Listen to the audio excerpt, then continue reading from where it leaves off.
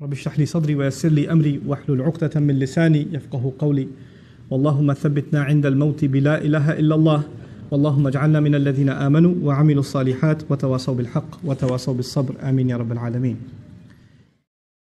আজকের খুতবার উদ্দেশ্য হচ্ছে আপনাদের সাথে সূরা হাদীদের একটি আয়াত শেয়ার করা, কিন্তু এই আয়াত থেকে কিছু শিক্ষা বলার আগে আমি প্রাসঙ্গিক কিছু কথা বলতে চাই।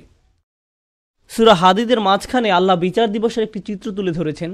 বিচার দিবস এমন একটা বিষয় যা নিয়ে আল্লাহ কোরআনে বহু জায়গায় আলোচনা করেছেন। সাধারণত তিনি যখন এই সম্পর্কে বলেন, তিনি বিশ্বাসীদের সম্পর্কে বলেন যারা জান্নাতের দিকে ধাবমান, এবং তিনি অবিশ্বাসীদের সম্পর্কে বলেন যারা জাহান্নামের দিকে অগ্রসর হচ্ছে। কিন্তু আলোচ্য অংশে একটি ব্যতিক্রমী চিত্র তুলে ধরা হয়েছে। এখানে আল্লাহ বিশ্বাসী এবং অবিশ্বাসীদের তুলনা করার পরিবর্তে তিনি বিশ্বাসী এবং মুনাফিকদের তুলনা করেছেন। আল্লাহ যেন আমাদেরকে তাদের অন্তর্ভুক্ত না করেন। আল্লাহ বিশ্বাসীদের বিপরীতে অবিশ্বাসীদের তুলনা করার পরিবর্তে বিশ্বাসীদের বিপরীতে এমন লোকদের তুলনা করেছেন যারা মনে করত যে তাদের ঈমান রয়েছে, অথবা ভান করত যে তারা মুসলিম, অথবা তাদের ঈমান রয়েছে, কিন্তু বিচার দিবসে আল্লাহর কাছে এই ঈমানের কোনো মূল্য থাকবে না। এরাই হলো মুনাফিক। আল্লাহ যেন আমাদেরকে তাদের অন্তর্ভুক্ত না করেন। সূরা হাদীদের এই আলোচ্য অংশটি আমাদের জানা খুবই জরুরি, কারণ এই অংশটি আমাদের জানায় যে বিচার দিবসে কিভাবে এই দলের অন্তর্ভুক্ত হওয়া থেকে রক্ষা পাওয়া যায়।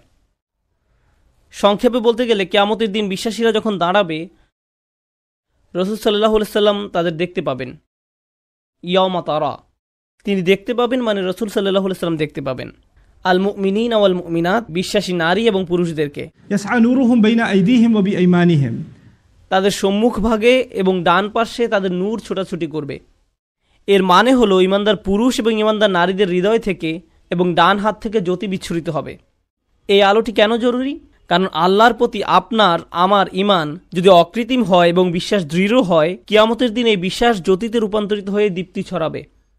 আর এই বিশ্বাস দুনিয়াতে আমার কর্মকে প্রভাবিত করেছে। আমার হাতের সেই কাজগুলোই কিয়ামতের দিন আলোতে রূপান্তরিত হবে।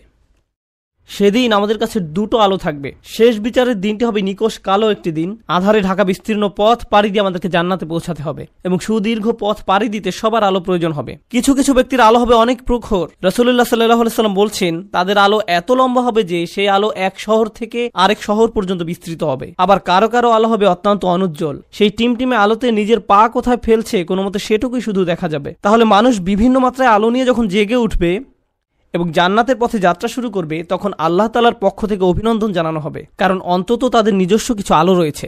আর অনেকের তো কোনো আলোই নেই, তাই তাদের জান্নাতে যাওয়ার কোনো সুযোগ নেই। আল্লাহ বলবেন, বুশরাকুমুল ইয়াউম জান্নাতুন তাজরি মিন তাহতিহাল আনহার, আল্লাহ বলবেন আজ তোমাদের জন্য সুসংবাদ জান্নাতের, যার তলদেশ দিয়ে নদী প্রবাহিত। তোমাদের সামনেই এটা আছে, হাঁটতে থাকো, চলতে থাকো। পরবর্তী আয়াতে আল্লাহ অন্য একদল লোকের কথা বলেন যারা জেগে ওঠার পর গভীর বিস্ময় আবিষ্কার করবে পথ চলার জন্য তাদের নিজস্ব কোনো আলো নেই।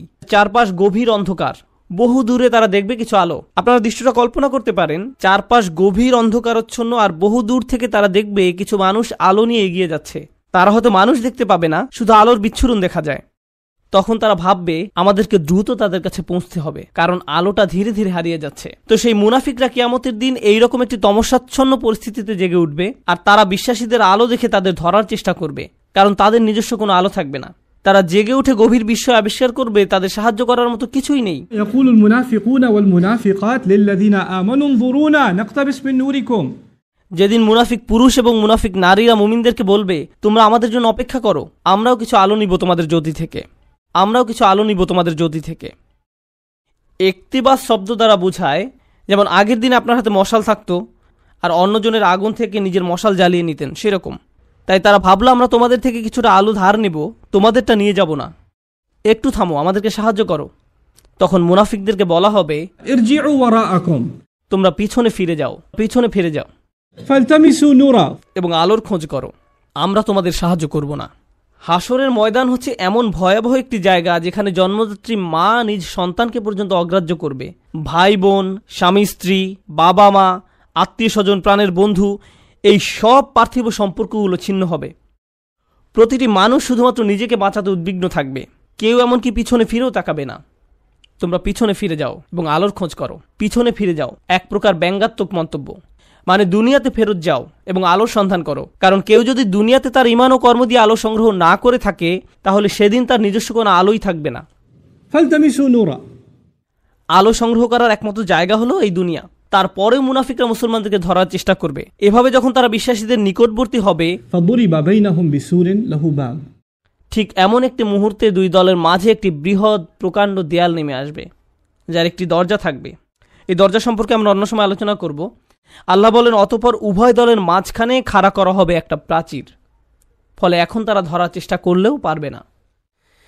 দেয়ালটি খাড়া হওয়ার পর আল্লাহ বলেন, দেয়ালের অন্য পাশে যে পাঁচটা মুনাফিকরা দেখতে পাবে না, সেখানে থাকবে আল্লাহর করুণা, দয়া এবং মমতা, আর অপর দিকে থাকবে কঠোর শাস্তি এবং অন্ধকার। কঠোর শাস্তি এবং অন্ধকার। তাহলে এখন শুধু অন্ধকারই নয়, রয়েছে বিশাল এক দেয়াল, ফলে তাদের পালানোর আর কোনো জায়গা নেই। আর পেছনে দেখতে পাবে শাস্তি তাদেরকে আচ্ছন্ন করার জন্য এগিয়ে আসছে। তখন এই মুনাফিকরা, আল্লাহ আমাদের তাদের অন্তর্ভুক্ত না করুন, মুনাফিকরা মরিয়া হয়ে বলবে, আলাম নাকুম মাআকুম, আমরা কি তোমাদের সাথে ছিলাম না? লক্ষ্য করুন, মুনাফিকরা অপর পাশে থাকা মুমিনদেরকে ডাকছে। স্পষ্টতই দরজা এই পাশ থেকে খোলা যায় না। আরে দরজাটা খোলো না, আমরা তো তোমাদের সাথেই থাকতাম। এভাবে মরিয়া হয়ে ডাকা হবে। সামনে অগ্রসর হওয়ার পূর্বে এটা বোঝা গুরুত্বপূর্ণ। এই কারণেই আমি আজকের খুতবার জন্য এই আয়াতটি পছন্দ করেছি। এই বাক্যটার কারণে, আলাম নাকুম মাআকুম, আমরা কি তোমাদের সাথে ছিলাম না? ব্যাপারটা হলো, এই লোকগুলো যারা দেয়ালের ভয়ঙ্কর পাশে থেকে গেছে, যারা মরিয়া হয়ে আছে, যাদের নিজস্ব কোনো আলো নেই, তারা ভাবতো তারাও মুমিনদের অন্তর্ভুক্ত। তারা এটা নিয়ে খুবই আত্মবিশ্বাসী ছিল। এত আত্মবিশ্বাসী ছিল যে তারা কিয়ামতের দিনও সেই কথা বলছে, আমরা তোমাদের সাথে নামাজ পড়তাম, তোমাদের সাথে ব্যবসা করতাম, বন্ধু ছিলাম, আত্মীয়তার সম্পর্ক ছিল, চাচাতো মামাতো ভাই বোন ছিলাম, আমরা তো একই কলেজে ভার্সিটিতে গিয়েছি। কেন আজ আমরা বিচ্ছিন্ন? কেন এই সম্পর্ক ছেদ ঘটছে আজকে? এখন অপর পাশে অবস্থিত মুমিনরা নিজেদেরকে নিরাপদ মনে করছে। দেয়াল স্থাপিত হওয়ার কারণে এই পাশের মুনাফিকরা চরম আতঙ্কগ্রস্ত হয়ে পড়ল। অন্যদিকে অপর পাশে অবস্থিত মুমিনরা নিজেদেরকে অনেক বেশি নিরাপদ মনে করছে। তাদের আর কোনো তাড়াহুড়ার প্রয়োজন নেই, কারণ এখন সম্পূর্ণ নিরাপদ। এখন তারা সময় নিয়ে মুনাফিকদের উত্তর দিচ্ছে, এই কারণে তোমরা আজ আমাদের সাথে নেই। জান্নাতি লোকেরা সর্বপ্রথম তাদেরকে বলেছিল, পেছনে ফিরে গিয়ে আলোর তালাশ করো, ফালতামিসু নূরা, পেছনে ফিরে গিয়ে আলোর তালাশ করো। স্পষ্টতই তোমাদের আলো নেই। আবার মুনাফিকরা সম্পূর্ণ হতবাক, আমাদেরও তো তোমাদের মতো আলো পাওয়ার কথা ছিল। এখন জান্নাতি মানুষরা মুনাফিকদের ব্যাপারে বর্ণনা করবে, এই লোকগুলোর তো আলো ছিল, তাদের বিশ্বাস ছিল, এই লোকগুলোর তো আলো ছিল, কিভাবে তারা এটা হারালো? কিভাবে তারা কিয়ামতের দিন সম্পূর্ণ দেউলিয়া হয়ে পড়ল? এই আয়াতটি বিশেষভাবে নিগুড় একটি আয়াত। এই আয়াতে বর্ণিত হয়েছে কিভাবে একজন মুমিন ক্রমে ক্রমে ঈমান হারায়, কিভাবে একজন মানুষ ঈমানের মতো মহামূল্যবান জিনিস পাওয়ার পরেও পরিশেষে তা হারিয়ে ফেলে। রাতারাতি কোনো ব্যক্তির ঈমান ধ্বংস হয়ে যায় না। একদিন সকালে ঘুম থেকে উঠে কোনো ঈমানদার ব্যক্তি মুনাফিক হয়ে যায় না। এটা একটা পর্যায়ক্রমিক প্রক্রিয়া। এই প্রক্রিয়াটি এই নিরন্তর বাণীতে প্রকাশিত হয়েছে, বালা, অবশ্যই তোমরা আমাদের সাথে ছিলে, ওয়ালাকিন্নাকুম ফাতানতুম আনফুসাকুম। আমি প্রথমে সহজ অনুবাদ বলছি, পরে ব্যাখ্যা করব। ওয়ালাকিন্নাকুম ফাতানতুম আনফুসাকুম। 1 নম্বর, তোমরা নিজেরাই নিজেদের বিপদগ্রস্ত করেছ। আরবিতে ফাতানা শব্দটির অর্থ হচ্ছে কোনো কিছুতে পরীক্ষাতে ফেলা। স্বর্ণ গলিয়ে তার খাদ ফেলে দিয়ে ধীরে ধীরে বিশুদ্ধ করার প্রক্রিয়াটিকেও ফাতানা বলা হয়। স্বর্ণ নিখাত করার প্রক্রিয়াটি কিন্তু সহজ নয়, বরং এটি একটি যন্ত্রণাদায়ক দহন প্রক্রিয়া। ফাতানতুম আনফুসাকুম এর অনেকগুলো ব্যাখ্যা আছে, তবে আজকের খুতবার জন্য একটা বিষয়কে হাইলাইট করব। তুমি নিজেকে বারংবার জেনে বুঝে এমন পরিস্থিতিতে ফেলেছ যেখানে তোমার ঈমান পদে পদে কঠিন পরীক্ষার সম্মুখীন হবে। এখানে জিনিসটা বোঝার চেষ্টা করুন, ঈমানের জন্য ক্ষতিকর হবে জেনেও আপনি বারবার নিজেকে এমন পরিবেশের সম্মুখীন করেছেন এবং নিজেকে বুঝিয়েছেন আমি এটা সামলে নিতে পারবো। আপনি নিজেকে এমন সব বন্ধু, আত্মীয় স্বজন দিয়ে পরিবেষ্টিত করে রেখেছেন যারা খারাপ কাজ করে, খারাপ কথা বলে, অশ্লীল জিনিস দেখে, কিন্তু আপনি নিজেকে বুঝিয়েছেন আমি তাদের মতো না।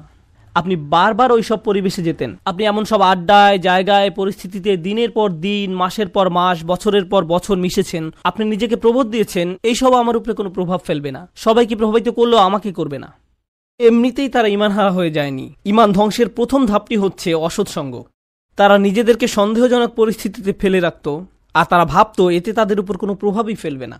আমি একটি হালকা উদাহরণ দিব, আশা করি পয়েন্টটা আপনারা বুঝতে পারবেন। বাসায় যখন অনেক তেল মশলা দিয়ে রান্না করেন, তখন সারা বাড়িতে সেই গন্ধে ভরে যায়। আপনি বাসার ভেতর থেকে সেই গন্ধ বুঝতে পারবেন না, কিন্তু যখন বাইরে থেকে একজন বাসায় প্রবেশ করে, বিশেষত কোনো আরব যদি আসে, সে ভাবে যে কোনো দূষিত পরিবেশে এসে পড়েছে। কয়েক ঘন্টা পার হওয়ার পর সে অভ্যস্ত হয়ে যায়, শুধু অক্সিজেন মনে হয়। ঠিক একইভাবে আপনি প্রথমে খারাপ কোনো পরিবেশে গমন করলে সাথে সাথে বুঝতে পারেন এটা ঠিক নয়, আমি খারাপ হয়ে যাব, আমার এখানে থাকা উচিত নয়। আপনার অন্তর অস্বস্তি অনুভব করে। কিন্তু আপনি যদি বারবার বারবার বারবার এই পরিবেশে যেতে থাকেন, তখন কি হবে? আপনি আর খারাপ বোধ করবেন না। কেউ যদি জীবনে প্রথমবার কোনো ধূমপায়ীর পাশে বসে, তখন সিগারেটের গন্ধে সে কাশতে থাকবে, চোখ দিয়ে পানি আসবে, ফ্রেশ বাতাসের জন্য ছটফট করবে এবং সে দ্রুত সেই জায়গা ছেড়ে চলে যেতে চাইবে। বছরখানেক পর এটাই তাদের অক্সিজেনে পরিণত হয়। সিগারেট ছাড়া তারা নিঃশ্বাসও নিতে পারে না। তাহলে প্রথম সমস্যা হলো আপনি নিজেকে অসৎ পরিবেশে ফেলে রাখেন। ফাতান্তুম আনফুসাকুম। দ্বিতীয় সমস্যাটি কী ছিল? দ্বিতীয় সমস্যাটি ছিল ওয়াতারাব্বাস্তুম। তোমরা প্রতীক্ষা করেছ, দীর্ঘসূত্রিতা করেছ। এখানে দীর্ঘসূত্রিতা বলতে কি বোঝানো হচ্ছে? আপনি বুঝতে পেরেছিলেন যে এটা খারাপ, আপনার নিজের বিবেকের মাধ্যমে আপনি বুঝতে পেরেছিলেন যে আমার নিজেকে পরিবর্তন করা উচিত, কিন্তু নিজেকে বুঝিয়েছেন ইনশাআল্লাহ আমি খুব দ্রুত নিজেকে পরিবর্তন করব, আমি জানি নিজেকে পাল্টাতে হবে, আমি জানি এটা খারাপ, শুধু এই সপ্তাহ পরেই আমি সম্পূর্ণ ভিন্ন মানুষে পরিণত হব। বেশি না, আর একটা সেমিস্টার 2 মাস ওই বকে যাওয়া বন্ধুদের সাথে থাকবো, তারপর আমি অন্য কোর্স নিব। এখন ওদেরকে রাগানো ঠিক হবে না, আমি জানি এটা খারাপ, শুধু এই 1 মাস আমি এসব করব। আর এই 1 সপ্তাহ, এই আর 1টা বা 2টা পার্টি, 1টা 2টা ড্রিঙ্কস, এভাবে আপনি নিজেকে বলতে থাকেন। আর সামান্য একটু এই 9-10 মাস পরেই তো রমজানে সব ছেড়ে দিব, পুরাই চেঞ্জ হয়ে যাব। আমার প্ল্যান আছে হজে যাওয়ার, হজ থেকে আসার পর দেখবেন আমি কেমন ভালো মানুষে পরিণত হই। এভাবে আপনি নিজেকে বলতে থাকেন আর সামান্য একটু, কিন্তু সে পর্যন্ত আমার জন্য দোয়া করতে থাকুন। ওয়াতারাব্বাস্তুম। এই মুহূর্ত থেকে নিজেকে পরিবর্তন করতে চান না, আপনি নিজেকে শুধু খারাপ পরিবেশে ফেলেই রাখছেন না, এখনও নিজেকে পরিবর্তনের জন্য কোনো পদক্ষেপ নিতেও প্রস্তুত নন। মনে হচ্ছে আপনার কাছ থেকে অনেক বেশি কিছু চাওয়া হচ্ছে। যেভাবে আছেন সেভাবেই থাকতে চান, আরও কিছু খারাপ উপভোগ করতে চান। এটাই ওয়াতারাব্বাস্তুম। আপনি ধারণা করে আছেন, আপনার প্রথম ধারণা ছিল আমি খারাপ পরিবেশে থাকলেও এটা আমার উপর কোনো প্রভাব ফেলতে পারবে না। সময়ের সাথে সাথে ভয়ঙ্কর খারাপ কিছু আপনার কাছে স্বাভাবিক হয়ে যায়। এখন অতারাব্বাস্তুম বা অপেক্ষা করতে থাকা, দীর্ঘসূত্রিতা করার প্রভাব কি? আপনি ভাবছিলেন আপনি যে কোনো সময় এই খারাপ কর্ম পরিত্যাগ করতে পারবেন, সব খারাপ সঙ্গ থেকে যে কোনো সময় সরে আসতে পারবেন। আরে আমি তো আর আসক্ত না, আমার তো আর এটার দরকার নেই, আমি তো আর এর সাথে আটকে যাইনি, যখন তখন বেরিয়ে যেতে পারবো। কিন্তু বাস্তবতা এটা নয়। যত বেশি সময় আপনি এর সাথে জড়িয়ে থাকবেন, আপনি তত বেশি এতে আসক্ত হবেন। তারপর এর থেকে বেরিয়ে যাওয়া অসম্ভব হয়ে পড়ে। আপনি আষ্টে পৃষ্ঠে মাথা পড়েন, সম্পূর্ণ ডুবন্ত অবস্থায় নিজেকে আবিষ্কার করেন। আপনি এখন জানেনও না এই পরিবেশের বাইরে সুস্থ জীবনের মানে কি। এরপর আপনি নিজেকে বলতে শুরু করেন, অনেক দেরি হয়ে গেছে, আর সম্ভব না। এরকম ঘটার পর এক অপরাধ বোধের জন্ম নিবে। আমি বহুদিন ধরে এত পাপ কাজ করে আসছি, আমার আরও অনেক আগেই তওবা করা উচিত ছিল, এখন অনেক দেরি হয়ে গেছে। নিজেকে খারাপ ভাবতে অথবা মনের ভেতরে অনুশোচনা নিয়ে বেশি দিন কাটাতে কেউই পছন্দ করে না। তখন শয়তান এসে বলবে, তুমি এত অপরাধ বোধে ভুগছো কেন? তোমার তো কোনো দোষ নেই। এই ইসলাম নামের জিনিসটাই তোমার মনের ভেতর যত অপরাধ বোধের জন্ম দিয়েছে। এই ইসলাম বলছে এটা হারাম, ওটা গুনাহ, এভাবে কথা বলবে না, ওটা খেও না, অমুকটা দেখো না, ওখানে যেও না। এই ইসলাম তোমাকে নিজের সম্পর্কে খারাপ ধারণা দিচ্ছে। আচ্ছা, এই ইসলাম যে এত কঠিন সব নিয়মকানুন মেনে চলতে বলছে, এটা সত্য কিনা তুমি কি নিশ্চিত? শয়তানের ওয়াসওয়াসা শুনে বিভ্রান্ত ব্যক্তি ভাবতে থাকে, আমি আসলে কেন ইসলামে বিশ্বাস করি? মনে হয় যেন ইসলাম চায় না আমি আনন্দে থাকি। আমি শুধু আমার জীবন উপভোগ করতে চাই, আমি সুখী হতে চাই, আমি স্বাধীনভাবে বন্ধুবান্ধবের সাথে মৌজ মাস্তি করতে চাই, জীবনকে সর্বোচ্চ উপভোগ করতে চাই। আমি তো এমনিতেই কোরআনের সত্যতা সম্পর্কে নিশ্চিত নই। আল্লাহ বলে কেউ আছে কিনা এই ব্যাপারে আমার সন্দেহ আছে। এই কোরআন হাদিস কতটা নির্ভরযোগ্য? আমাদের আশেপাশে এরকম বিভ্রান্ত অবস্থায় অনেক আব্দুল্লাহ, জয়নব, আলী, ফাতিমা, আব্দুল করিম, আহমেদ, রুকাইয়া তরুণ তরুণীর আমরা দেখতে পাই। তারা খুব নির্ভীকভাবে বলে, ইসলাম নিয়ে আমার মনে অনেক সন্দেহ আছে। আর এই মানুষগুলো এমন নয় যে তাদের দর্শন শাস্ত্রে পিএইচডি রয়েছে বা ইসলামের ইতিহাসে ব্যাপক জ্ঞান রয়েছে, কিংবা এসব বিষয়ে বহুদিনের অধ্যয়নের ফলে তাদের মনে ধীরে ধীরে সংশয়ের জন্ম নিয়েছে। আসল ব্যাপার তা নয়। এরা নিজেদের জন্য জেনে বুঝে খারাপ সঙ্গ এবং অসৎ পরিবেশ বেছে নিয়েছিল। আমি এমন শত শত মানুষের সাথে কথা বলেছি, তারা আক্ষরিক অর্থে এই আয়াতের ভিতরে জীবনযাপন করছে। তোমরা নিজেরাই নিজেদেরকে বিপদগ্রস্ত করেছ, প্রতীক্ষা করেছ, সন্দেহ পোষণ করেছ এবং অলিক আশার পেছনে বিভ্রান্ত হয়েছ। অবশেষে আল্লাহর আদেশ এসে পৌঁছেছে। তারপর এক সময় তারা ধর্ম নিয়ে সন্দেহ পোষণ করতে থাকে, কিন্তু তাদের এই সন্দেহের সাথে যুক্তি বা বুদ্ধির কোনো সম্পর্ক নেই। ওয়ারতাবতুম, সন্দেহ পোষণ করেছে। জানেন সন্দেহ কি করে? সন্দেহ প্রথমে তাদের ইসলামের গণ্ডি থেকে বের করে দিবে। তারা এভাবে নিজেকে সান্ত্বনা দিবে, এটা তো আসলে পুরোপুরি সত্য না, সুতরাং এটা না মানার কারণে আমার খারাপ অনুভব করার দরকার নেই। যখন তাদের মনে সন্দেহ দানা বাঁধতে থাকে এবং সময়ের সাথে সাথে সেই দানা দেয়ালে পরিণত হয়, তখন তারা এই দেয়ালের আড়ালে নিজেকে লুকাবে এবং নানা প্রকারের অনৈতিক কাজের বৈধতা দেবে। একবার যখন তারা এই পর্যায়ে এসে উপনীত হবে, তখন দুটো জিনিস তাদের কাছ থেকে তুলে নেওয়া হবে। জান্নাতের আকাঙ্ক্ষা কেড়ে নেওয়া হবে, আল্লাহর সন্তুষ্টি লাভের আকাঙ্ক্ষা কেড়ে নেওয়া হবে, অন্তরে সেই বিশেষ নূর ধারণ, স্পৃহা, এইসব কিছু চাওয়ার বাসনা হারাবে। তাদের এই দুনিয়াতেই সেটা নেই। যে লোক আল্লাহর নিকট থেকে সেই সফলতা পেতে চায়, আল্লাহ তাদেরকে এই দুনিয়াতেই তা দিবেন, কিন্তু সেই আকাঙ্ক্ষা তো এখন আর অবশিষ্ট নেই। তাদের এই সম্পর্কে সন্দেহ রয়েছে। 2 নাম্বার, জাহান্নামের ভয় হারাবে। এই দুইটা জিনিস তারা হারাবে, আল্লাহর সন্তুষ্টি লাভের প্রত্যাশা এবং জাহান্নামের আতঙ্ক। এই ব্যক্তির কাছে এখন কিয়ামত বা বিচার দিবসের কোনো মূল্য নেই। কেউ তার সামনে জান্নাত, জাহান্নাম, শেষ বিচারের কথা বললে এটা তার কাছে তামাশা মনে হয় এবং এমনকি এইসব নিয়ে হাসি ঠাট্টা করবে। যখন কারো অন্তর থেকে আখিরাতের প্রাপ্তির আশা হারিয়ে যায় এবং জাহান্নামের শাস্তির ভয় মন থেকে দূর হয়ে যায়, তখন কি হয় জানেন? তখন তার কাছে শুধু একটা জিনিসই গুরুত্ব পায়, দুনিয়া। মনে প্রাণে পুরোপুরি দুনিয়ামুখী হয়ে যায়। যেহেতু পরকাল বলে কিছু নেই, তাই এই দুনিয়াতেই যা কিছু করার পাবার জন্য মরিয়া হয়ে যেতে হবে। অর্থ, বিত্ত, সাফল্য, সম্পদ, জনপ্রিয়তা, বিনোদন, মৌজ মাস্তি, সব ধরনের ম্যাটেরিয়াল থিং যে কোনোভাবে যে কোনো পথে অর্জন করাটাই মুখ্য ব্যাপার হয়ে দাঁড়াবে। সে ভাববে দুনিয়া দিয়ে এইসব প্রাপ্তির ভিতরে রয়েছে সব আনন্দ এবং চূড়ান্ত মানসিক তৃপ্তি, মৌজ মাস্তি, সব ধরনের ম্যাটেরিয়াল থিং। তাই পরবর্তী ধাপটা হচ্ছে অগর্রাতকুমুল আমানিয়্যু, অলীক আশার পেছনে বিভ্রান্ত হয়েছে। সে মিথ্যা আশার পেছনে ছুটেছে এবং মনে করেছে পার্থিব অর্জন তাকে সুখী করবে। সে তার সম্পূর্ণ জীবন শুধু এই লক্ষ্যেই ব্যয় করেছে। সে মনে করেছিল এই সব কিছু তাকে তার লক্ষ্যে পৌঁছে দেবে। কারোর জন্য সেটা হয় পরবর্তী কোনো মুভি, কারোর জন্য কোনো খেলনা, কারোর জন্য নেক্সট স্মার্টফোন। যেমন কোনো স্টার ওয়ার মুভি বের হলে টিকিটের লাইনে হজের ভিসার লাইনের চেয়েও লম্বা লাইন হয়, কারণ তাকে এখনই এটা দেখতে হবে। যদি এখন না দেখা হয়, জীবন তো তাহলে পুরাই ব্যর্থ। এখনই এটা দেখতে হবে। যদি মুক্তি পাওয়ার রাতে না দেখা হয়, জীবনের তো তাহলে কোনো মূল্যই থাকে না। তাই এখনই দেখতে হবে। এরপর সে ভেবেছিল এই মুভি দেখলে তা হয়তো তাকে এক ধরনের মানসিক পরিপূর্ণতা দিবে, যা সে কোথাও পায়নি। হল থেকে বের হয়ে এসে চোখ বড় বড় করে বলে, এটা দারুণ ছিল। পরক্ষণে আবার বিষণ্ণ হয়ে যাবে। নিজেকে প্রশ্ন করবে, এখন কি করব? আবার দেখব মুভিটা, এটা দারুণ ছিল। প্রথমবারের মতো অতটা ভালো না লাগলেও মোটামুটি ভালো লাগবে, কারণ যে জিনিসটা তাদের প্রকৃত শান্তি দেওয়ার কথা, আল্লাহর সন্তুষ্টির অন্বেষণ, সেটা তো আর জীবনের লক্ষ্য নয়। সেই ইচ্ছাটাও আর অবশিষ্ট নেই। অগর্রাতকুমুল আমানিয়্যু হাত্তা জাআ আমরুল্লাহ, অবশেষে আল্লাহর আদেশ এসে পৌঁছেছে। বিশ্বাসীদের মতে এটাই ছিল তার জীবন। মুমিনরা বলবে এটাই তার জীবন, যারা তাদের ঈমান হারিয়ে ফেলেছিল, যেটা শুরু হয়েছিল আপাত দৃষ্টিতে একটা ছোট পদক্ষেপ থেকে, অসৎসঙ্গ, এবং সেখান থেকে এটা একটা অটোমেটিক ডাউনওয়ার্ড স্পাইরাল সিঁড়ি, শুধুই নিচের দিকে নেমে যাওয়া। তারপর তার মনে সন্দেহ দানা বাঁধতে শুরু করে। এরপর সে তার গোটা জীবন শুধু কামনা বাসনা চরিতার্থ করে এবং দুনিয়াবি অর্জনের পিছনে ব্যয় করে। অগর্রকুম বিল্লাহিল গরুর। তারপর আল্লাহ বলেন চূড়ান্ত প্রতারক। এখানে গরুর শব্দটি মুবালাগা।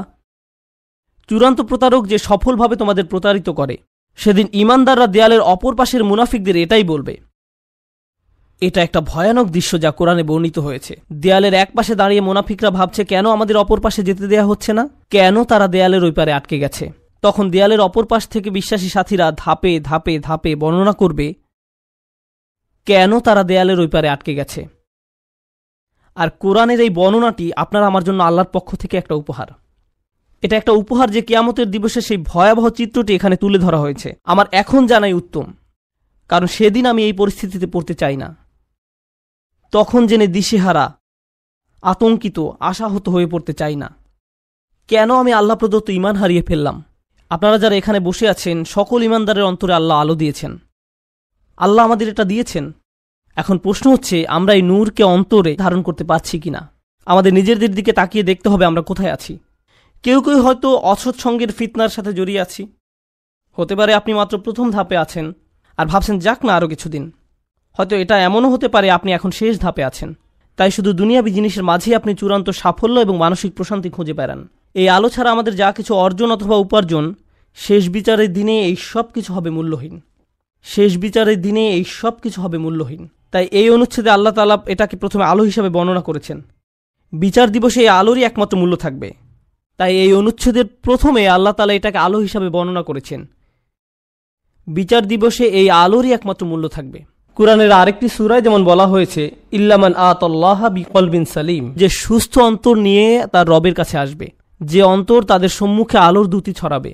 এই দুনিয়াতে আপনার আমার আর বাকি যা কিছু আছে সবই অর্থহীন। শেষ বিচারের দিনে আল্লাহর সামনে এর সবই গুরুত্বহীন।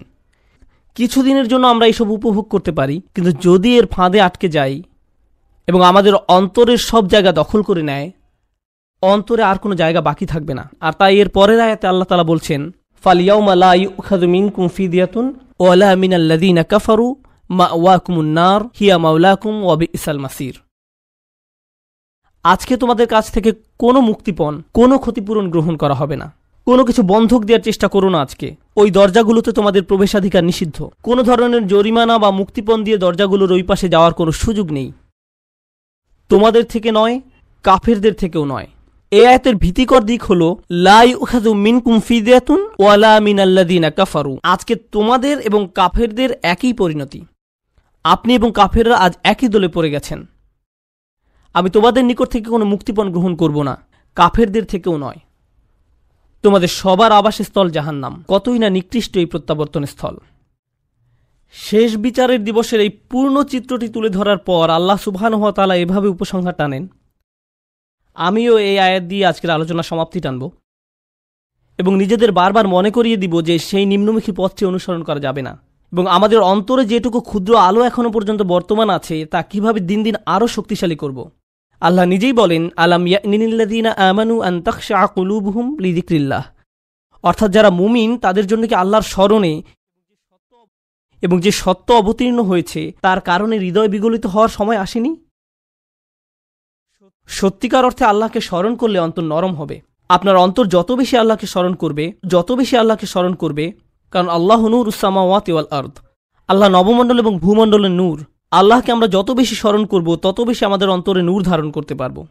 তাই তিনি বলছেন আল্লাহকে স্মরণ করো। এরপর তিনি বলেন কিভাবে তুমি আল্লাহকে স্মরণ করবে। আরবিতে এটাকে আতফে বায়ান বলা হয়। ওমা নাযালা মিনাল হক, যে সত্য অবতীর্ণ হয়েছে তার কারণে হৃদয় বিগলিত হওয়া উচিত। ওহির কারণে, কোরআনের কারণে। কোরআন নিয়ে গভীর চিন্তা করুন, কোরআনের মাধ্যমে আল্লাহকে স্মরণ করুন। যখন কোরআনের আয়াত তেলাওয়াত করবেন তখন কান্নাকাটি করুন। আল্লাহ যে উপহারটি আপনাকে দান করেছেন আপনার জীবনে তার অর্থ কি তা নিয়ে চিন্তা করুন। কোরআনে শুধু আল্লাহকে জ্যোতি হিসাবে উল্লেখ করা হয়নি, কোরআনকেও জ্যোতি হিসাবে উল্লেখ করা হয়েছে। ফাআমিনু বিল্লাহি ওয়া রাসূলিহি ওয়া নূরিল্লাযী আনজালনা। কোরআনে শুধু আল্লাহকে জ্যোতি হিসাবে উল্লেখ করা হয়নি, কোরআনকেও জ্যোতি হিসাবে উল্লেখ করা হয়েছে। সরাসরি কোরআনকে নূর বা জ্যোতি বলা হয়েছে। অতএব তোমরা আল্লাহ, তার রসুল এবং অবতীর্ণ নূরের প্রতি বিশ্বাস স্থাপন করো। আপনার নিজের ব্যক্তিগত উন্নতির জন্য কোরআনের সাথে যে সময় ব্যয় করেন, যখন আমরা বসে কোরআন পড়ব, গভীরভাবে ভাবব যে আমাদের প্রভু আমাদের কি বলছেন, তাহলে এই অনুশীলন আমাদের হৃদয়কে আলোকিত করে তুলবে। আর আমাদের জীবনে এই আলোর চেয়ে দামি কোনো সম্পদের অস্তিত্ব নেই। আমরা এখন এর মূল্য বুঝতে পারছি না, কিন্তু সেদিন এর মূল্য বোঝা যাবে যেদিন আমাদের চারপাশ গহীন অন্ধকারে নিমজ্জিত থাকবে।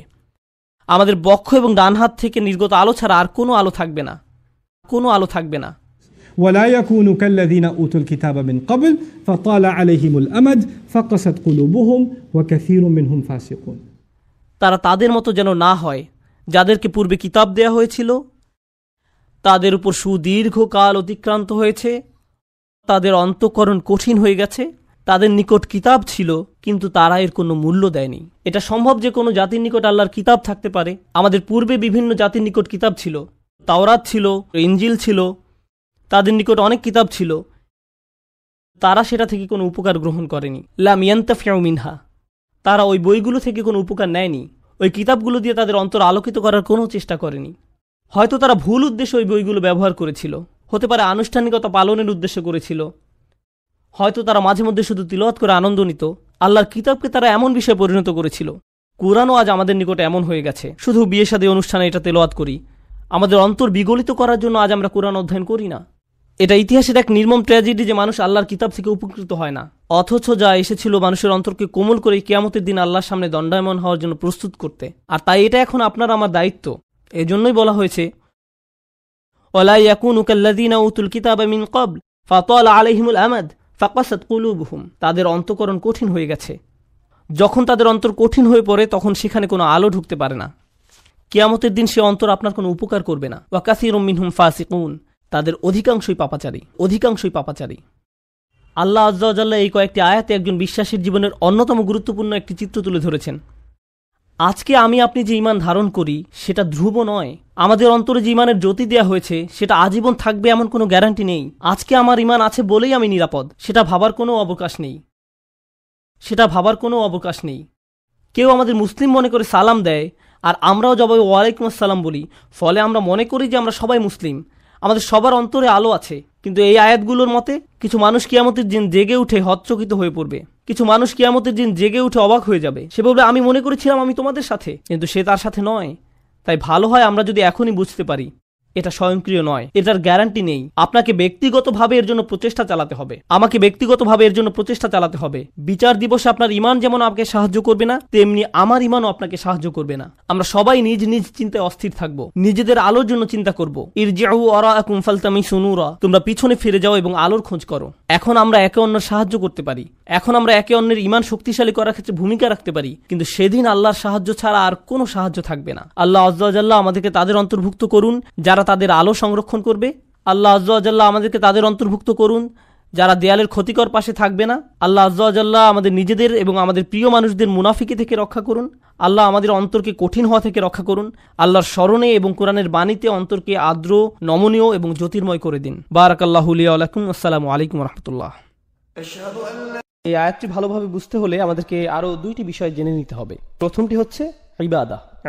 আমি এই ব্যাপারে খুব সংক্ষেপে বলবো, কেননা এই সম্পর্কে অন্যান্য জায়গায় অনেকবার বলেছি। এখানে সংক্ষেপে আগেরগুলোই মনে করিয়ে দিচ্ছি। ইবাদতের ভেতরের বিষয়গুলো বুঝতে হলে আমাদেরকে যেই ধারণাগুলো পরিষ্কার রাখতে হবে, ইবনে তাইমিয়া এই ব্যাপারে 5টি বিষয়ের কথা উল্লেখ করেছেন। আমি মনে করি এটি একটি চমৎকার সংজ্ঞা। আল্লাহর বান্দা হতে হলে, আল্লাহর গোলাম হতে হলে আপনাকে 5টি শর্ত পূরণ করতে হবে। আল্লাহর দাসত্ব কবুল করতে, ইতাআত, দাসত্ব পুরোপুরি মেনে নিতে হবে। যদি এমন হয় যে আপনাকে আল্লাহর দাসত্ব মেনে নিতে হচ্ছে, সাথে অন্য কোনো কিছুর দাসত্ব মেনে নিতে হচ্ছে, তাহলে আল্লাহর দাসত্ব আপনাকে প্রথমে কবুল করতে হবে। আপনি আল্লাহর সৃষ্ট কোনো কিছুর কথা মেনে নিতে পারবেন যদি আপনি একই সাথে আল্লাহর দাসত্ব মেনে নেন। অন্যভাবে বললে, আপনি যদি আল্লাহর কোনো সৃষ্টির কথা মেনে নেন কিন্তু একই সময় আল্লাহর অবাধ্যতা করেন, তাহলে আপনি আর আল্লাহর বান্দা হিসেবে গণ্য হবেন না, কারণ আপনি ইতোমধ্যে শিরক করে ফেলেছেন। লা তাআতা লিমাখলুকিন ফি মাসিয়াতিল খালক, স্রষ্টার অবাধ্যতা হয় এমন কোন ক্ষেত্রে সৃষ্টির আনুগত্য করা হয় না, এটা হতে পারে না। গোলাম হিসেবে এটা করা যাবে না। তো প্রথম বিষয়টি হচ্ছে ইতাআত। দ্বিতীয় বিষয়টি হচ্ছে ভালোবাসা, হুব। আমাদের অন্য সকল কিছু থেকে বেশি আল্লাহকে ভালোবাসতে হবে। ওয়াল্লাযীনা আমানু আশাদ্দু হুব্বাল লিল্লাহ, যারা বিশ্বাস করে তারা আল্লাহর ভালোবাসায় দৃঢ়। একই সূরাতে আল্লাহ বলেন, ওয়ামিনান নাসি মান ইয়াত্তাখিযু মিন দুনিল্লাহি আনদাদা ওয়া ইউহিব্বুনাহুম কাহুব্বুল্লাহ, মানুষের মধ্যে এমন রয়েছে যারা আল্লাহর সমকক্ষ দাঁড় করায়, তারা তাদের এমন ভাবে ভালোবাসে যেভাবে আল্লাহকে ভালোবাসে। কিন্তু যারা বিশ্বাস করে তারা আল্লাহর ভালোবাসায় দৃঢ় থাকে। অন্যভাবে বললে, আমাদের ভালোবাসা আছে আমাদের পিতামাতার প্রতি, ভাই বন্ধু, সন্তান সন্ততি, জীবন সঙ্গী, ধন সম্পদ ইত্যাদি সকল কিছুর প্রতি, কিন্তু এগুলো কোনোটাই আল্লাহর ভালোবাসার ঊর্ধ্বে নয়। সকল ভালোবাসাই থাকে আল্লাহর প্রতি ভালোবাসার অধীন। আর আল্লাহকে ভালোবাসার পর আসে তার বার্তাবাহকের প্রতি ভালোবাসা, সাল্লাল্লাহু আলাইহি ওয়াসাল্লাম। দ্বিতীয় বিষয়টি ছিল ভালোবাসা। তো এখন পর্যন্ত আমরা দুইটি বিষয় নিয়ে আলোচনা করেছি, দাসত্ব স্বীকার ও ভালোবাসার প্রকাশ। তৃতীয়টি হচ্ছে তাওয়াক্কুল, সৃষ্টিকর্তার উপর আমাদের ভরসা রাখতে হবে। নিজেকে যখন আমি তার দাস হিসেবে স্বীকার করে নিয়েছি এবং তাকে যখন স্রষ্টা হিসেবে কবুল করে নিয়েছি, তখন তিনি যাই আদেশ নির্দেশ আমার প্রতি করুক না কেন, ভরসা রাখতে হবে যে সে সকলগুলো অবশ্যই আমার জন্য উত্তম। যে অবস্থাতেই তিনি আমাকে নিপতিত করুন না কেন, তার উপর ভরসা রাখতে হবে। ভরসা রাখতে হবে যে যদি আমি তার কথা মেনে নেই, তাহলে তার কোনো আদেশ আর আমার জন্য যত কঠিন হোক না কেন, সেটাই উত্তম পন্থা। ইউরিদুল্লাহু আন ইউখাফফিফা আনকুম, আল্লাহ তোমাদের জীবন সহজ করতে চান, তোমাদের বোঝা হালকা করতে চান। আমরা ভাবি যে আল্লাহর কথা মেনে নিলে জীবন কঠিন হবে, আর তার অবাধ্য হলে জীবন সহজ হয়। আমাদের অনেক সময় এমন হয় যে আমরা চিন্তা করি, আহা, সবকিছুই শুধু হারাম, এত কঠিন, ইসলাম খুবই কঠিন। আল্লাহ বলছেন, না, আমি আসলে তোমাদের ইসলাম দিয়েছি যাতে তোমাদের জীবন সহজ হয়। আর আমাদের অবশ্যই বিশ্বাস করতে হবে যে এটা সত্য। আল্লাহর উপর আমাদের ভরসা রাখতে হবে, তাওয়াক্কুল থাকতে হবে। তো আমাদের হলো দাসত্ব, ভালোবাসা এবং ভরসা। চতুর্থ বিষয়টি হচ্ছে আন্তরিকতা বা অকৃত্রিমতা। যখন আমরা কোনো কিছু করি, বিশেষ করে সেটা যদি ইবাদতের বিষয় হয়, আমাদের সেটা শুধুমাত্র আল্লাহর জন্যই করতে হবে। আপনি আল্লাহর সাথে অন্য কোনো বিষয় একত্র করতে পারবেন না। যেমন ধরুন, আপনি মসজিদে দান করবেন, যদি সাথে এমন চিন্তাও রাখেন যে একটু নামও হবে আর হ্যাঁ দানও হবে, এভাবে নিয়ত মিশ্রণ ঘটাতে পারবেন না। সেটা আলাদা যে দান করলে হয়তো আপনার কিছুটা নামও হবে, কিন্তু মনে যদি আগে থেকে খ্যাতির লোভ থাকে, তাহলে আপনার দান বৃথা। আপনার লক্ষ্য শুধুমাত্র আল্লাহর জন্য হতে হবে। আল্লাহ তার জন্য করা নিয়তে অন্য কারো অংশগ্রহণ করা পছন্দ করেন না। বিন্দু পরিমাণও না। আর তিনি আমাদের থেকে যা চান, ইন্না সলাতি ওয়া নুসুকি ওয়া মাহইয়ায়া ওয়া মামাতি লিল্লাহি রব্বিল আলামিন, এই আন্তরিকতার ব্যাপারে আগের সূরাতেই আলোচনা হয়েছে। ফাসাল্লি লিরাব্বিক, তোমার রবের প্রতি আন্তরিকতার সাথে সালাত আদায় করো। আল্লাহর জন্য কোনো কিছু করার ক্ষেত্রে আমাদের নিয়তকে পরিশুদ্ধ করতে হবে। মাঝে মাঝে ধরুন, এটা যদিও একটু বাইরের আলোচনা কিন্তু গুরুত্বপূর্ণ, আমরা বিভিন্ন ভাবে দিনের জন্য কাজ করি। কেউ হয়তো মসজিদে সরাসরি সেবাদান করে, কেউ হয়তো মসজিদ কমিটিতে কাজ করে, কেউ হয়তো দাওয়াতি কাজ সম্পন্ন করে, কেউ ইসলামী স্কুল পরিচালনা করে, অথবা কেউ ইসলামিক ওয়েবসাইট চালাতে সহায়তা করে। যেটাই হোক, যেভাবেই হোক, আমরা দিনের জন্য করি কোনো না কোনো উপায়। কাজের শুরুতে আমাদের নিয়ত শুধু আল্লাহর জন্যই থাকে, কিন্তু সময় পার হলে আমাদের মনে বিভিন্ন চিন্তার উদ্রেক হয়। আমরা বলি, মানুষ আমার কথাই শুনছে, আমার এখানে প্রধান হওয়া উচিত, আর আমাদের আমিত্ব বোধ জাগ্রত হয়। মানুষদের অবশ্যই আমার কাজে স্বীকৃতি দিতে হবে। এখন তো কেউ আমার প্রশংসাই করছে না, লোকজন আমার মতের মূল্যায়নই করছে না, আর এতদিন যা কিছু করেছি কিছুই আমলে নিচ্ছে না। এখন বলুন, আমাদের এই কাজ আল্লাহর জন্য নাকি মানুষের স্বীকৃতির জন্য? আর এভাবে আমাদের মনে যা ঘটে সেগুলো কেউই তেমন ভাবে লক্ষ্য করে না, অথচ সময়ের সাথে এভাবেই নিয়ত পরিবর্তিত হতে থাকে। আপনি সততার সাথে আল্লাহর জন্য শুরু করেন হয়তো, কিন্তু সময়ের সাথে আন্তরিকতায় ভাটা পড়ে। আমাদের অবশ্যই ইখলাস বজায় রাখতে হবে, সেই আন্তরিকতা ধরে রাখতে হবে। এখন সর্বশেষ ও সর্বাধিক গুরুত্বপূর্ণ বিষয়টি, যা ইবাদতের সাথে জড়িত, আমরা ইতিমধ্যে 4টি বিষয় নিয়ে আলোচনা করেছি, পঞ্চম বিষয়টি বাকি আছে। সহজ ভাষায় আমি এটাকে বলি দাসত্বের শর্ত। লক্ষ্য করবেন, যখন আপনি কোনো চাকরিতে যোগদান করেন, আপনার কোম্পানি ও আপনার মধ্যে একটা চুক্তি সম্পন্ন হয়। চুক্তিতে বলা থাকে আপনি কোম্পানির জন্য কি কি করবেন এবং কোম্পানি আপনার জন্য কি কি করবে। একইভাবে স্বামী স্ত্রীর মধ্যেও চুক্তিনামা থাকে, আমি তোমার জন্য এগুলো এগুলো করব, তুমি আমার জন্য এগুলো এগুলো করবে। চুক্তিনামা, শর্তের আদান প্রদান। একইভাবে সন্তান এবং মা বাবার মধ্যে অধিকারের বিষয় থাকে, এগুলো আমাদের অধিকার, এগুলো তোমাদের অধিকার। এখানেও আদান প্রদান হচ্ছে, পরস্পর বোঝাপড়া এখানেও দেখা যাচ্ছে। যে কোনো রাষ্ট্র বা সরকারের সাথে সেখানকার জনগণের একই ধরনের বোঝাপড়া হয়। তোমরা এই পরিমাণ কর দিবে, এই আইন কানুনগুলো মেনে চলবে, বিনিময়ে আমরা তোমাদের এই সেবা দিয়ে যাব। স্পষ্ট বিনিময়। সাধারণত এই ধরনের বিনিময়গুলো কিছু আপোষ মীমাংসা বা বোঝাপড়ার মাধ্যমে হয়, অর্থাৎ দুই পক্ষই এগিয়ে আসে, আলাপ আলোচনা করে, শেষে আপোষের মাধ্যমে সমঝোতা হয়। কিন্তু যখন আমরা আল্লাহর বান্দা, তখন এই ধরনের শর্ত বা সমঝোতা কি করে ঘটবে? এগুলো কি আলোচনা বা আপোষ মীমাংসার মাধ্যমে হবে? অবশ্যই না। সকল শর্তই আসমান থেকে আসবে, আপনাকে শুধু মেনে নিতে হবে। অর্থাৎ আপনার কোনো যোগ্যতা নেই যে আপনি নির্ধারণ করবেন আল্লাহর বান্দা হতে হলে কি কি মেনে চলবে আর কি কি মেনে চলবেন না, আল্লাহর উপাসনার জন্য কি কি করবেন আর কি কি করবেন না, আল্লাহকে মেনে চলার জন্য কি করবেন আর কি করবেন না। আপনি নিজে কখনোই নিজের জন্য এগুলো নির্ধারণ করতে পারেন না। এই ব্যাপারে সকল শর্ত, সকল কর্তৃত্ব শুধুই আল্লাহর। আর শুধুমাত্র এভাবেই আপনি আল্লাহর বান্দা হতে পারেন যে এসব শর্তে, এই চুক্তিতে আপনার সামান্যতম অংশও নেই। সকল শর্তই আল্লাহর, কর্তৃত্ব শুধুই আল্লাহর। এবার আসুন, কাফিররাও আল্লাহকে ডাকে, তারাও তাওয়াফ করে, সিজদাও করে, আল্লাহর নাম তারাও ভালোভাবেই স্মরণ করে, প্রায় সবকিছুই করে। কিন্তু সেই শর্তগুলো, সেই চুক্তিনামা, তারা যেটাকে আল্লাহর দাসত্ব বলে, যেটাকে তারা আল্লাহতে বিশ্বাস বলে, সেই বিশ্বাস, দাসত্বের চুক্তিনামা তারা নিজেরাই বানিয়ে নেয়। কিন্তু আল্লাহ বলছেন, তোমরা যদি নিজেদের মন মতো এই শর্তসমূহ বানিয়ে নাও, সেটা গ্রহণযোগ্য না। এগুলো শুধু তখনই গ্রহণ করা হবে যদি তা কেবল আমার পক্ষ থেকেই আসে। আর সেই শর্তসমূহ যা তার থেকে আসে, সেগুলো মূলত তাই যা নবী রাসূলগণ নিয়ে আসেন। তাই এসব শর্তাবলী, এগুলো খুবই গুরুত্বপূর্ণ। আপনাকে একদিন কেউ বলল, জানো, আমি সৃষ্টিকর্তাকে খুবই ভালোবাসি, আমি প্রায়ই তার উপাসনা করি, প্রার্থনা করি। আসলে আপনি করেন না। আপনি করেন না, কেননা আপনি যদি সৃষ্টিকর্তার প্রার্থনা করেন নিজের মন মতো করে, তাহলে কিভাবে আপনি তার গোলাম হবেন? যখন আপনি সৃষ্টিকর্তার প্রার্থনা করবেন এমন ভাবে, ঠিক যেমন ভাবে তিনি আপনার নিকট আশা করেন, এটাকে সৃষ্টিকর্তার সঠিক উপাসনা বলা যায়। শর্তগুলোর সংজ্ঞা কেবল আল্লাহর পক্ষ থেকেই আসতে পারে। আল্লাহতে বিশ্বাসের অর্থ আসলে কি কি? আল্লাহকে মেনে চলার অর্থ কি? আল্লাহর ইবাদত করার অর্থটাই বাকি। এটি হলো প্রাথমিক আলোচনা।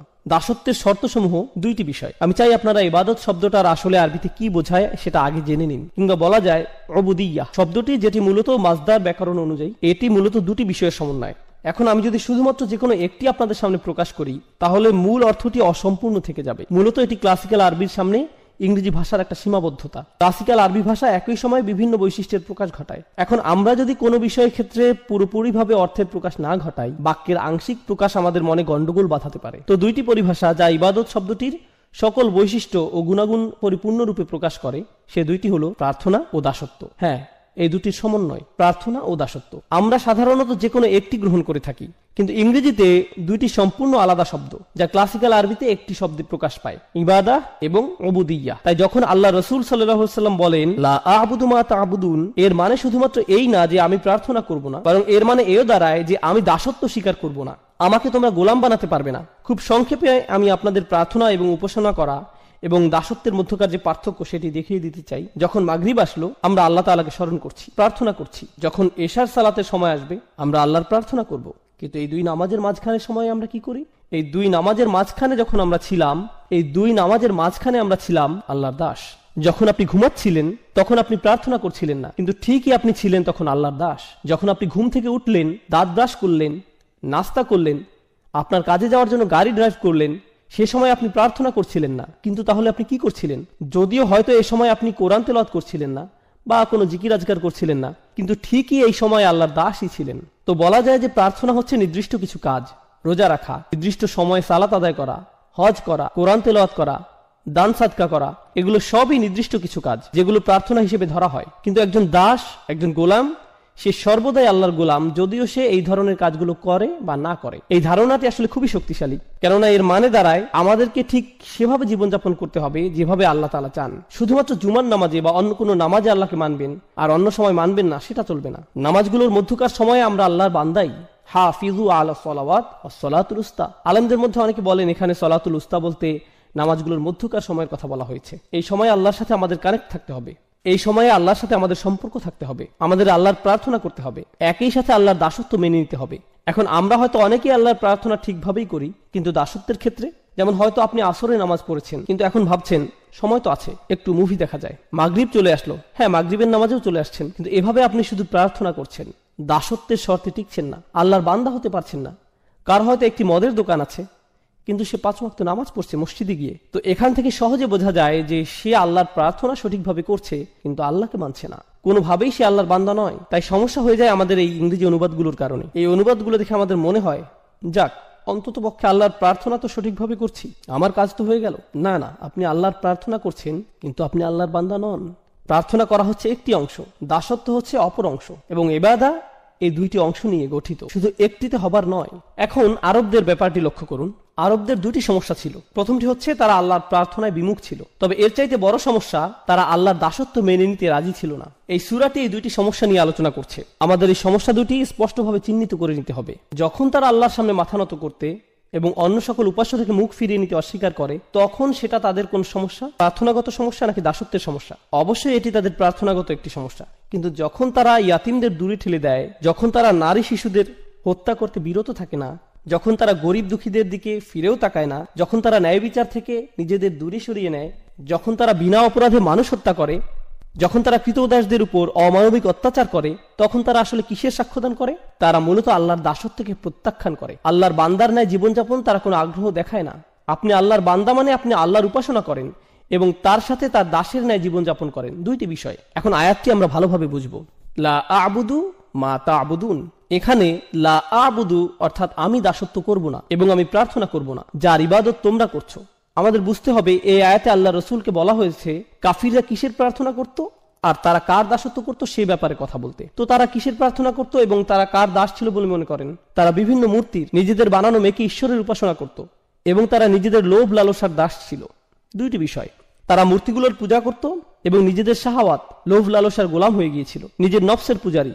আল্লাহ রসুল তাদেরকে বলছেন, আমি তোমাদের এসব মূর্তি প্রার্থনাকে প্রত্যাখ্যান করি এবং নিজের নফসের দাসত্বকেও অগ্রাহ্য করি। এই দুইটা বিষয়কেই আমি প্রত্যাখ্যান করলাম, আমি কখনো এগুলো মেনে নিব না। এই কাফিরদের চিন্তা ছিল অনেক দিন ধরে এই ঝামেলা চলছে, প্রায় 1 দশক হয়ে যাচ্ছে, আর তো ভালো লাগছে না ব্যাপারটা, কিছু একটা করা উচিত। মক্কার পরিবেশও কেমন থমথমে, মুসলিম আর কাফিরদের মধ্যে এই মারামারি কাটাকাটি আর সহ্য করা যায় না, চলো কিছুটা ছাড় দিয়ে দেখি। তাদের চিন্তা ছিল যে সমাজে এখন কিছুটা শান্তি ঐক্যের প্রয়োজন, এতে করে মক্কার পরিবেশ কিছুটা শিথিল হবে, আমাদের ভবিষ্যতের জন্য ভালো হবে। লা আ'বুদু, বেশিরভাগ ব্যাকরণবিদের মত অনুযায়ী এই আয়াতে মুদারিতে লা শব্দটির কারণে বর্তমানের চাইতে ভবিষ্যতের কথা এখানে অধিক বোঝানো হয়েছে। অর্থাৎ রাসূলুল্লাহ বলছেন, তোমরা আশা করে কোনো লাভ নেই, আমি কখনোই তোমাদের আশা অনুযায়ী কাজ করব না। তোমরা যদি মনে করো ভবিষ্যতে তোমাদের হয়তো সুযোগ আছে, সময় গেলে পরিস্থিতি পাল্টাবে, আমি কখনোই এসবের প্রার্থনা করব না। এবং তোমরা যা কিছুর উপাসনা করছো এবং দাসত্ব মেনে নিয়েছো, সেসবের দাসত্ব আমি কখনোই কবুল করব না, এমন কখনোই হবে না। তোমাদের মাথা থেকে এই চিন্তা দূর করে ফেলতে পারো। চলুন আমরা পরের আয়াতে যাই। ওয়ালা আনতুম আবিদুনা মা আ'বুদ, আর হ্যাঁ, তোমরা কখনোই প্রার্থনাকারী তো ছিলে না, না তোমরা কখনো দাসত্ব স্বীকার করেছিলে। এখন আবিদুন শব্দটা একটা ইসম, অর্থাৎ এটি একটা বিশেষ্য। তার মানে এখানে বোঝানো হচ্ছে তোমরা অতীতে কখনোই এবং বর্তমানেও না আর ভবিষ্যতেও তোমরা কখনো কোনোভাবেই আমি যে সৃষ্টিকর্তার উপাসনা করি তার উপাসনা করবে, বা যে সৃষ্টিকর্তার দাসত্ব আমি করি তার দাসত্ব মেনে নিবে। এটা অতীতে আগে কখনোই হয়নি এবং ভবিষ্যতেও কখনো হওয়ার কোনো সুযোগ নেই। তার মানে বোঝা যাচ্ছে যে এটা শতভাগ নিশ্চিত তারা চিরন্তনভাবে এই কুফরির উপর বিদ্যমান। এখন আপনারা যদি এই আয়াতটি ভালোভাবে বুঝে নিতে চান, কেন আল্লাহ বললেন যে তারা তাদের কুফরির উপরই বিদ্যমান থাকবে, কেন তারা কখনোই মানবে না, কুরাইশদের এই নির্দিষ্ট কিছু নেতাদের কেন আল্লাহ এভাবে অভিশপ্ত করলেন, সেটার উত্তরটি কোরআনের অন্য এক স্থানে আমরা পাই। আল্লাহ বলেন, আবরামু আমরান ফাইন্না মুবরিমুন। খুবই গুরুত্বপূর্ণ একটি আয়াত। এই আয়াতটি বোঝার জন্য আপনাদের খুবই গুরুত্বপূর্ণ একটা শব্দ সম্পর্কে ধারণা নিতে হবে। আরবি শব্দটি হচ্ছে ইব্রাম। ইব্রাম এই শব্দের অর্থ হয় কোন স্থাপনার জন্য দড়ি বাঁধা। আপনারা নিশ্চয়ই জানেন, আগেরকার দিনে আমাদের কাছে সিমেন্ট ছিল না, সিমেন্ট বলতে কিছুই ছিল না। তো এখন আপনার কাছে 2 টুকরো কাঠ আছে, আপনি সেগুলো কিভাবে জোড়া লাগাবেন? বেঁধে নেওয়া ছাড়া আর কোনো উপায় নেই। আপনি কোনো দুর্বল বা পাতলা কোনো দড়ি অবশ্যই নেবেন না, আপনি দ্বিগুণ মোটা করে একটি দড়ি নিতে হবে, সেটা ঘুরিয়ে পেঁচিয়ে শক্ত করে নিতে হবে। আর সেটা কেবল একবার বাঁধলেই হবে না, একের অধিক গিট দিতে হবে। অর্থাৎ প্রক্রিয়াটি প্রত্যেক ধাপেই দ্বিগুণ, দ্বিগুণ, ত্রিগুণ এভাবে করে করে পদক্ষেপ নেওয়া হচ্ছে, যাতে নিশ্চিত থাকা যায় যে দড়িটি কখনোই ছিঁড়বে না। আর আল্লাহ তাআলা এখানে এই শব্দটি ব্যবহার করছেন কাফেররা তাদের কুফরের উপর স্থির থাকতে ঠিক কতটা প্রতিজ্ঞাবদ্ধ সেটা বোঝাতে। আবরামু আমরান, তারা কি তাদের এই সিদ্ধান্তের ক্ষেত্রে দড়িতে গিট লাগার ন্যায় প্রতিজ্ঞাবদ্ধ হয়ে গিয়েছে? তারা কি তাদের সিদ্ধান্তে এতটাই দৃঢ় যে তারা কখনোই আর ফেরত আসতে চায় না?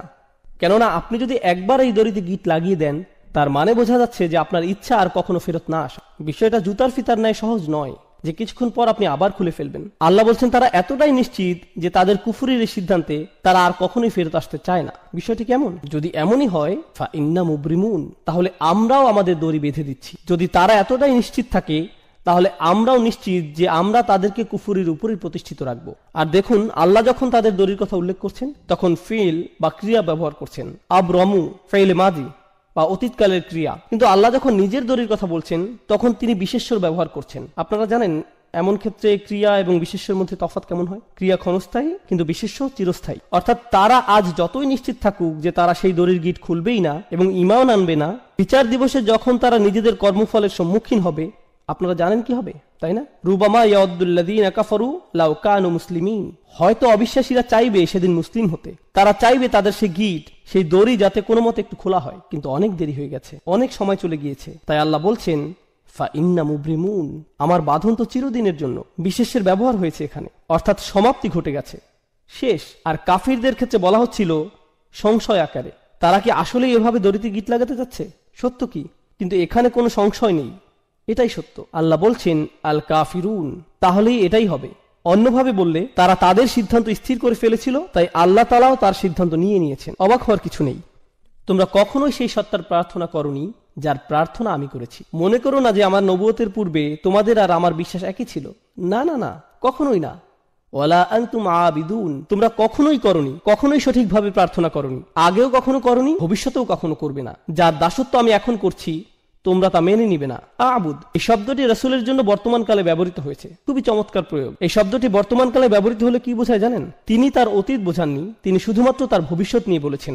আর এটি খুবই চমৎকার কেন জানেন? কারণ তিনি কখনোই শিরক করেননি। রাসূলুল্লাহ সাল্লাল্লাহু আলাইহি ওয়াসাল্লাম কখনোই শিরক করেননি, সেটা আমরা জানি। কিন্তু সত্যিকার অর্থেই তিনি আল্লাহর বান্দা তখন হলেন যখন আল্লাহর পক্ষ থেকে তার নিকট ওহী আসা শুরু হলো। তিনি সত্য খুঁজে ফিরছিলেন, সর্বক্ষণ চিন্তায় পেরেশানিতে মগ্ন ছিলেন। ওয়াজাদাকা দাল্লান ফাহাদা, আমরা তোমাকে অন্বেষণ করতে দেখেছি এবং পথ প্রদর্শন করেছি। কিসের পথ দেখানোর কথা বলা হচ্ছে? দাসত্ব কবুলের পথ।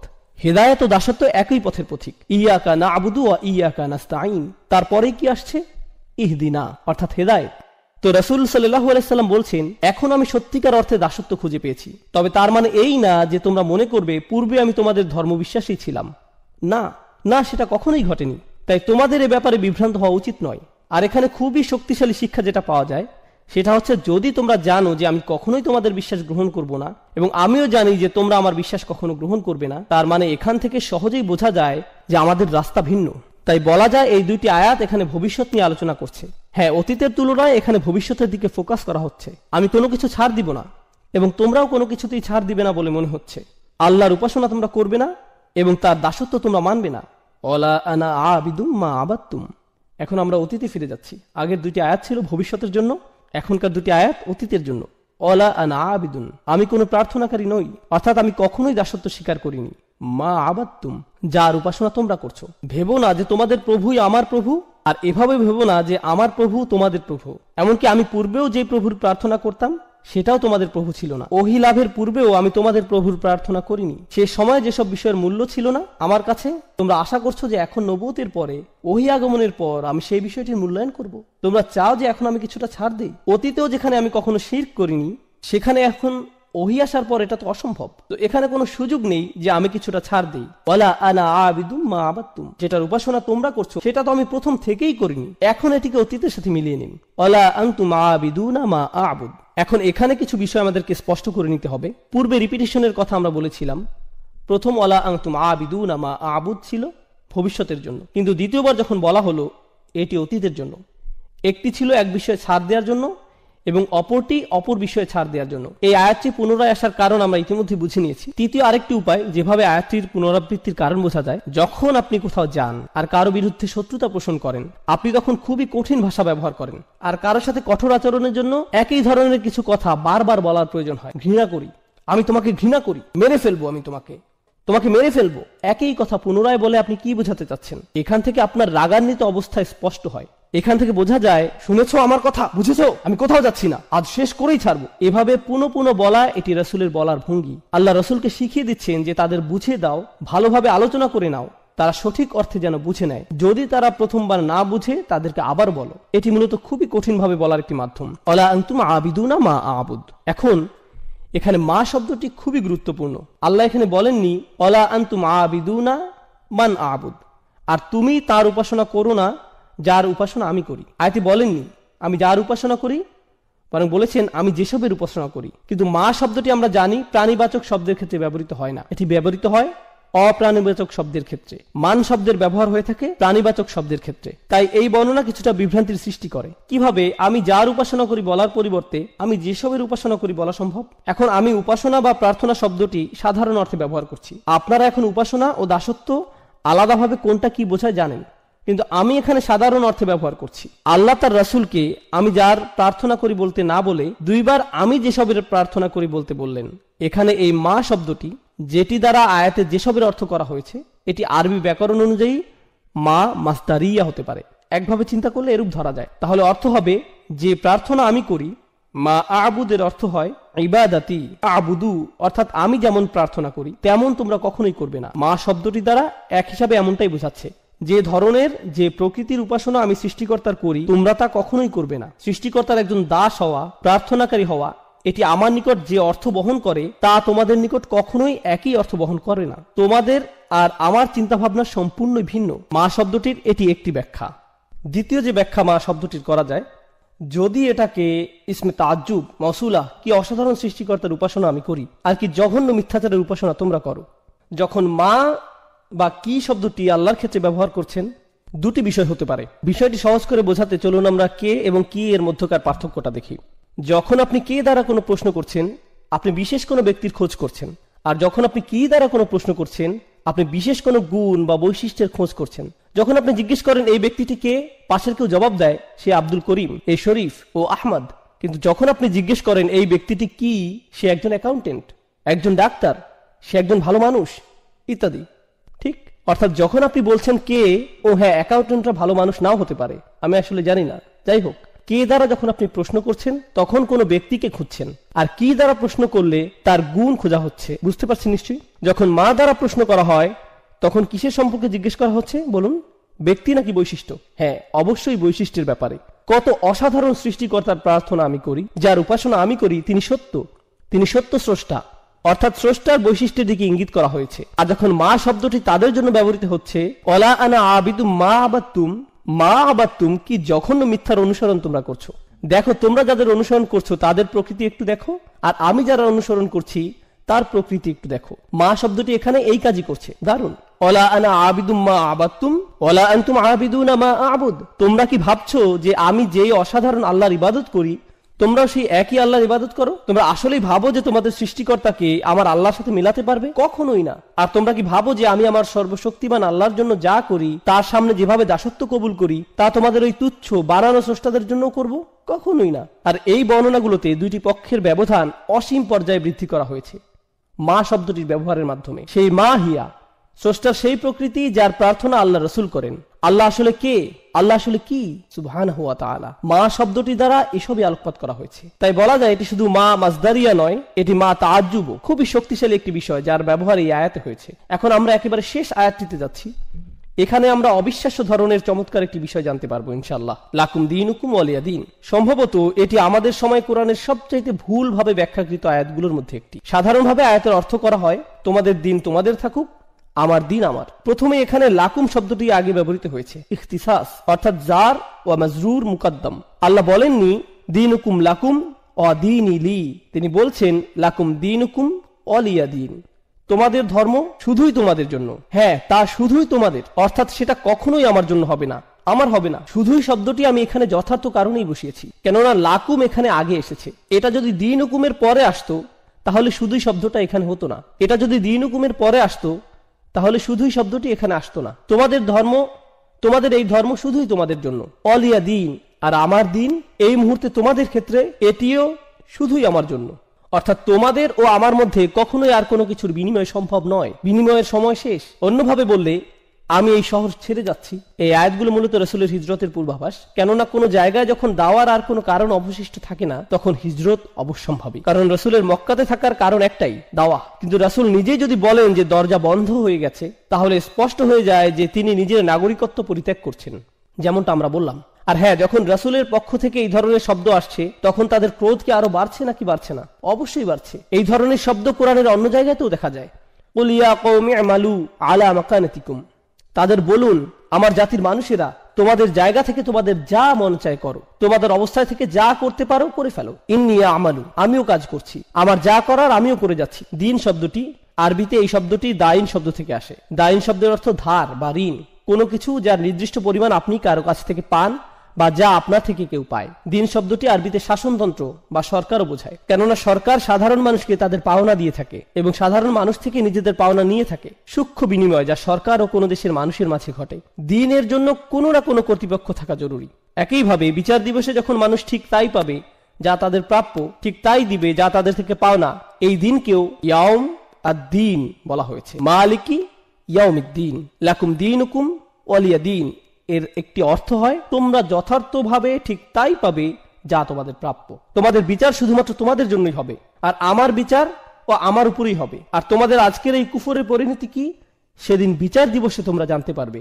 এখানে দিন শব্দের দ্বারা এই অর্থটিও বোঝানো হচ্ছে, লাকুম দীনুকুম ওয়ালিয়া দীন, তোমাদের বিচার তোমাদের জন্য আর আমার বিচার আমার জন্য। সুবহানাল্লাহ। এগিয়ে যাও, সরাসরি চ্যালেঞ্জ। জাহান্নামের আগুন এই মুহূর্তে শুধুই তোমাদের জন্য। তোমরা যারা কুফরের উপর পুরোপুরি স্থির হয়ে আছো, তোমাদের জন্য সেদিন থাকছে বিশেষ বিচার, আর নবী হিসাবে আমার জন্য থাকবে বিশেষ ফয়সালা। দেখা যাক শেষ পর্যন্ত জয় কাদের হয়। উন্মুক্ত চ্যালেঞ্জ। আরেকটি বিষয় যা আমি চলে যাওয়ার পূর্বে আপনাদের জানাতে চাই, লাকুম দীনুকুম ওয়ালিয়া দীন।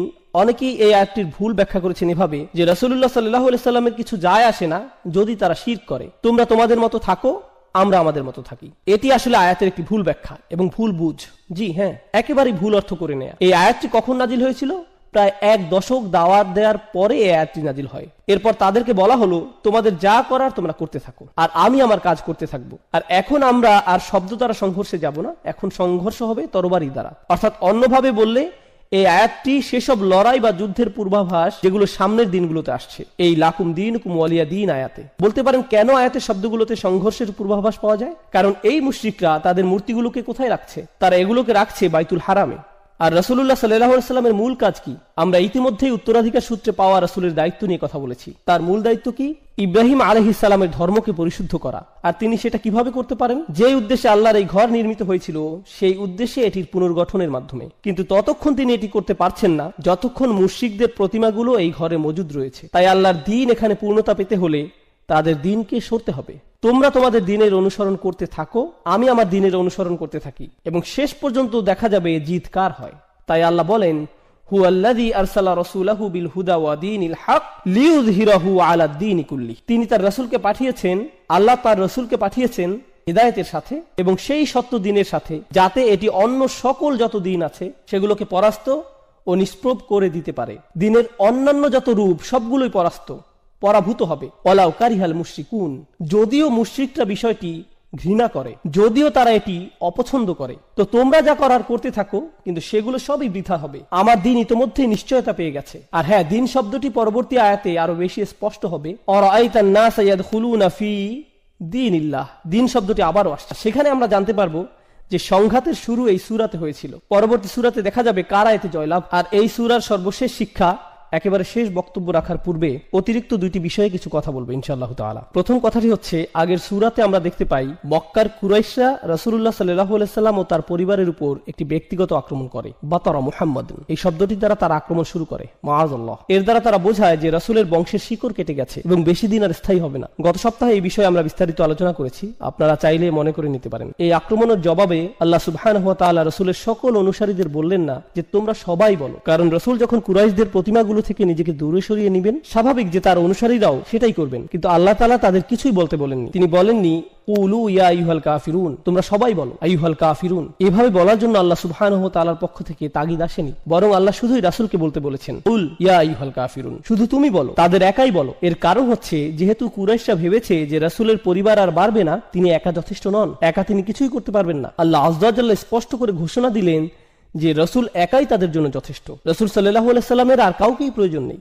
এটি কোরআন থেকে একটি বড় শিক্ষা আমাদের জন্য। কেউ কেউ মাঝে মাঝে বলে মুহাম্মদ তার অনুসারীদের ব্যতীত কিছুই করতে পারত না। মাআযাল্লাহ, খুবই জঘন্য ভাষার ব্যবহার। আমরা মুসলিমরা কখনোই এমনটা বলি না, অমুসলিম ইতিহাসবিদরা বিশেষ করে এমনটা বলে থাকে। মুহাম্মদ তার অনুসারীদের উপর নির্ভর করেছিল, এই ধরনের কথাবার্তা। এখন লক্ষ্য করুন আল্লাহ তাআলা কি বলছেন, ইল্লা তানসুরুহু ফাকাদ নাসারাহুল্লাহ। সূরা তাওবাতে আল্লাহ বলছেন, যদি তোমরা তাকে সাহায্য নাও করো, আল্লাহ তো তাকে ইতিমধ্যেই সাহায্য করে রেখেছেন সাল্লাল্লাহু আলাইহি সাল্লাম। তাই আমাদের দৃষ্টিভঙ্গি কখনো এমন হতে পারে না। আমাদের দৃষ্টিভঙ্গি, চিন্তা ভাবনা হচ্ছে তিনি সরাসরি আল্লাহ তাআলা থেকে সাহায্য পেয়ে থাকেন, আমাদের সাহায্যের তার কোনো প্রয়োজন নেই। আপনারা মনে করতে পারেন হুনাইনের যুদ্ধের কথা, যখন সাহাবীরা হঠাৎ ভীত হয়ে রাসূলুল্লাহ সাল্লাল্লাহু আলাইহি সাল্লাম থেকে দূরে সরে গিয়েছিলেন, তিনি হঠাৎ একা পড়ে গেলেন। চারপাশে তাকে শত্রুরা ঘিরে রেখেছিল, শত্রুপক্ষের তীরন্দাজরা পাহাড়ের উপর থেকে প্রায় তাকে নিশানায় পরিণত করে ফেলেছিল। তিনি বলতে লাগলেন, আনা রাসূলুল্লাহ লা কাযিব, আনা ইবনে আব্দুল মুত্তালিব, আমি আল্লাহর প্রেরিত রাসূল, যা মিথ্যা নয়, আমি আব্দুল মুত্তালিবের নাতি। তিনি একাই সেখানে অবিচল দাঁড়িয়ে থাকলেন, বিন্দুমাত্র পিছপা হননি, অথচ তার সাথে কেউ ছিল না। এটাই হচ্ছে হিম্মত যা আল্লাহ সুবহানাহু ওয়া তাআলা তার রাসূলকে দিয়ে পাঠিয়েছেন এই দুনিয়াতে সাল্লাল্লাহু আলাইহি সাল্লাম। এটা হচ্ছে প্রথম বিষয় যা আমি বলতে যাচ্ছিলাম। দ্বিতীয় বিষয়টি হচ্ছে, আমি ইতিমধ্যে বলেছি আপনাদের যে কুরাইশরা চাচ্ছিল রাসূল তাদের সাথে কিছুটা হলেও আপোষ করুক, কিন্তু আল্লাহ বলছেন যে তাদের রাসূলের সাথে কথাবার্তা বলে লাভ নেই। রাসূল তো শুধু আমার নেওয়া সিদ্ধান্ত তাদের জানাচ্ছে, এগুলো সবই আমার আদেশ। তাই সূরাটি শুধু ইয়া আইয়ুহাল কাফিরুন না বলে কুল শব্দ দিয়ে শুরু হচ্ছে, অর্থাৎ রাসূল সরাসরি তোমাদের বলছে না, বরং আমার আদেশে রাসূল তোমাদের বলছে। তাই রাসূলের সাথে আপোষ করে তাদের কোনো লাভ হবে না। এখন এই সূরার শেষে লাকুম দীনুকুম ওয়ালিয়া দীন, দিন শব্দের শেষে যে নুনটি রয়েছে, এটি আসলে দ্বীনই হওয়ার কথা। তোমাদের নিকট তোমাদের দিন থাকুক, আর আমার নিকট আমার দিন। আরবি ব্যাকরণ অনুযায়ী ইদফা হওয়ার কারণে এখানে শেষে ইয়া হওয়ার কথা। এক্ষেত্রে যাকে ইয়া মুতাকাল্লিম বলা হয়, কিন্তু অলঙ্করণের স্বার্থে এখানে ইয়া সরিয়ে ফেলা হয়েছে আর শুধুই কাসরা ব্যবহার করা হয়েছে। আপনি যদি মুসহাফ একটু চেক করে দেখেন, তাহলে দেখবেন এটি বলছে লাকুম দীনুকুম ওয়ালিয়া দীন, শুধুই কাসরা শেষে আছে, অর্থাৎ ইয়া সরিয়ে ফেলা হয়েছে। আরবিতে এই নিয়মটিকে বলা হয় হাসফ, যেখানে একটি অক্ষরকে সরিয়ে ফেলা হয়। বিভিন্ন কারণে এটি প্রয়োগ হয়ে থাকে, তার মধ্যে একটি কারণ হচ্ছে বিস্ময়ের প্রকাশ, অর্থাৎ যখন আপনি খুবই উত্তেজিত বা আবেগী হয়ে পড়েন, তখন দীনই না বলে আপনি শুধু বলেন দিন। একইভাবে আমরা যখন আল্লাহ আযজা ওয়া জাল্লার কাছে প্রগাঢ় ভাবে সাহায্য চাই, তখন আমরা রব্বি বলি না, তখন আমরা শুধুই রব বলে থাকি, রব্বিগফিরলি। এখানে রব্বি শব্দকে কেন সংক্ষিপ্ত করা হয়েছে? কারণ আমরা আল্লাহ আযজা ওয়া জাল্লার সামনে মরিয়া হয়ে আবেদন জানাচ্ছি, এটি অন্তর থেকে তার প্রতি নিবেদন। এইখানে এই সূরায় হাসফের ব্যবহার হয়েছে যাতে করে নিজের দিনের ব্যাপারে রাসূলের দাবি স্পষ্ট ও গাঢ় হয়, এটি আমার দিন। আরেকটি কারণ হচ্ছে ইয়া দ্বারা এখানে স্বয়ং রাসূলুল্লাহ সাল্লাল্লাহু আলাইহি সাল্লামকে বোঝানো হতো, কিন্তু হাসফের দ্বারা এই আয়াতে রাসূলের ভূমিকাকে সংক্ষিপ্ত করা হয়েছে আর আল্লাহর ক্ষমতাকে ফোকাসে আনা হয়েছে। প্রথমেই আল্লাহর ভূমিকাকে এই সূরাতে কুল শব্দের দ্বারা বর্ধিত করা হয়েছে, আর শেষে ইয়া হাসফের মাধ্যমে এমন দাঁড়ালো যে আল্লাহ রাসূলকে বলছেন সব শেষে তুমি এক্ষেত্রে নিজের কথা উল্লেখও করতে পারবে না, এসব সিদ্ধান্ত আসলে তোমার দ্বারা হচ্ছে না, এই সিদ্ধান্তের পেছনে তুমি না। সুবহানাল্লাহ, খুবই চমৎকার, প্রবল ও কার্যকর উপসংহার এই সূরার। আর এখন আমি আপনাদের তৃতীয় এবং সবচেয়ে গুরুত্বপূর্ণ বিষয়, যেটি উল্লেখের মাধ্যমে এই বক্তব্য শেষ করব ইনশাআল্লাহ তাআলা। আমি আপনাদের প্রথম থেকেই বলেছি যে কোরআনের শেষ 10টি সূরা শুধুমাত্র রাসূলুল্লাহ সাল্লাল্লাহু আলাইহি সাল্লামের জীবনী বোঝার জন্যই গুরুত্বপূর্ণ নয়, বরং রাসূলের আদর্শের সাথে ইব্রাহিম আলাইহিস সালাতু ওয়াস সালামের আদর্শের সংযোগ বা সম্পর্ক বোঝার জন্যও গুরুত্বপূর্ণ। এখন শুনুন, আমি আপনাদের কোরআনের অন্য একটি জায়গায় নিয়ে যাচ্ছি। একটি বিশাল আয়াত থেকে আমি কেবল গুটি কয়েক শব্দ অনুবাদ করব। কদ কানাত লাকুম উসওয়াতুন হাসানাতুন ফি ইব্রাহিম, তোমাদের জন্য ইতিমধ্যেই ইব্রাহিমের জীবনীতে চমৎকার আদর্শ রয়েছে। ওয়াল্লাযীনা মাআহু, এবং তাদের মধ্যে যারা তার সাথে রয়েছে। ইয ক্বালু লিকওমিহি, যখন তারা তাদের জাতিকে বলল, ইন্না বুরাউ মিনকুম ওয়া মিম্মা তা'বুদুনা মিন দুনিল্লাহ, আমরা পুরোপুরি ভাবে তোমাদের সাথে সম্পর্ক ছিন্ন করলাম। এতে কোনো সন্দেহ নেই। শব্দগুলো মনোযোগ দিয়ে শুনুন। তারা বলল, আমরা তোমাদের সাথে সকল সম্পর্ক ছিন্ন করছি এবং আল্লাহকে বাদ দিয়ে তোমরা যাদের যাদের উপাসনা করো সেগুলো যাই হোক না কেন প্রত্যেকের সাথে আমরা সম্পর্ক ছিন্ন করছি। আমরা তোমাদের সাথে এবং তোমরা যাদের উপাসনা করো তাদের সাথে সম্পর্ক ছিন্ন করলাম। শব্দগুলো কি পরিচিত শোনাচ্ছে? সুবহানাল্লাহ। আর তিনি বলে গেলেন, কাফারনা বিকুম, আমরা তোমাদের প্রত্যাখ্যান করলাম। অন্যভাবে বললে, আমরা তোমাদের বিশ্বাসকে অস্বীকার করলাম, তোমাদের ধর্মকে তাকফির করলাম। ওয়াবাদা বাইনানা ওয়া বাইনাকুমুল আদাওয়াতু ওয়াল বাগদাউ আবাদা, আর এখন আমাদের ও তোমাদের মধ্যে চিরদিনের জন্য প্রতিহিংসা ও ঘৃণার সূত্রপাত হয়ে গেল। হাত্তা তুমিনু বিল্লাহি ওয়াহদা, যতক্ষণ না তোমরা আল্লাহতে বিশ্বাস করছো যিনি এক ও অদ্বিতীয়। সুবহানাল্লাহ। আয়াতের শেষ অংশে ইব্রাহিম তার পিতার জন্য দোয়া করছেন আলাইহিস সালাম, যার মধ্য দিয়ে আয়াতটি শেষ হয়। কিন্তু আয়াতটির দিকে ভালো করে লক্ষ্য করুন। এটি কি প্রায় সূরাতুল কাফিরুনের অর্থের মতোই নয়? যেভাবে রাসূলুল্লাহ কুরাইশদের সাথে মোকাবেলা করছেন, তিনি তাদের সাথে বিরোধপূর্ণ কথাবার্তার মধ্যেও ইব্রাহিম আলাইহিস সালামের আদর্শের পুনরাবৃত্তি করছেন। শুধুমাত্র ফাসাল্লি লিরাব্বিকা ওয়ানহার এর মধ্যেই নয়। সুবহানাল্লাহ। কত সুন্দরভাবে আল্লাহ তাআলা কোরআনের শিক্ষাগুলোকে সংযুক্ত করেছেন। ওয়াকাযালিকা নুফাসসিলুল আয়াহ, আর এভাবেই আমরা আয়াতগুলোকে ব্যাখ্যা করে থাকি। কত সুন্দরভাবে বিষয়গুলো যুক্ত হয়, ইতিহাস কতই না চমৎকার ভাবে মিলে যায়। আর আপনারা সাথে এই বিষয়টি বুঝতে পারবেন। একটু আগে আমি যেটা বললাম, রাসূলুল্লাহকে একাই কথা বলতে হয়েছিল, নিজের সাথে অন্য কাউকে সম্পৃক্ত করার সুযোগ তাকে দেয়া হয়নি। অন্যদিকে ইব্রাহিম আলাইহিস সালামের অল্প কিছু অনুসারী থাকা সত্ত্বেও তাদের নিয়েই কাফিরদের সাথে কথা বলার আদেশ দেওয়া হয়েছে। বৈপরীত্যের দিকে লক্ষ্য করুন, কার অনুসারীর সংখ্যা বেশি? মুহাম্মদ রাসূলুল্লাহ সাল্লাল্লাহু আলাইহি সাল্লাম। ইব্রাহিম আলাইহিস সালামের অনুসারীর সংখ্যা খুবই কম। আমরা ইতিহাস থেকে এটা ভালোভাবেই জানি। তার অনুসারীদের কথা খুবই কম উল্লেখ করা হয়েছে, এমনকি তাকে একাই উদ্দেশ্য করে উম্মাতান বলা হয়েছে। কিন্তু অল্প যাই তার অনুসারী ছিল তাদেরকে সঙ্গে নিয়ে তাকে তার জাতির বিরুদ্ধে দাঁড়াতে বলা হয়। কিন্তু অপরদিকে রাসূলুল্লাহ সাল্লাল্লাহু আলাইহি সাল্লামের অনুসারী অনেক বেশি থাকা সত্ত্বেও তাকে বলা হলো, না না না, তুমি একাই তাদের বলো, একাই তাদের কাছে যাও, কারণ তাদের জানা দরকার তোমার ক্ষমতা কতটুকু।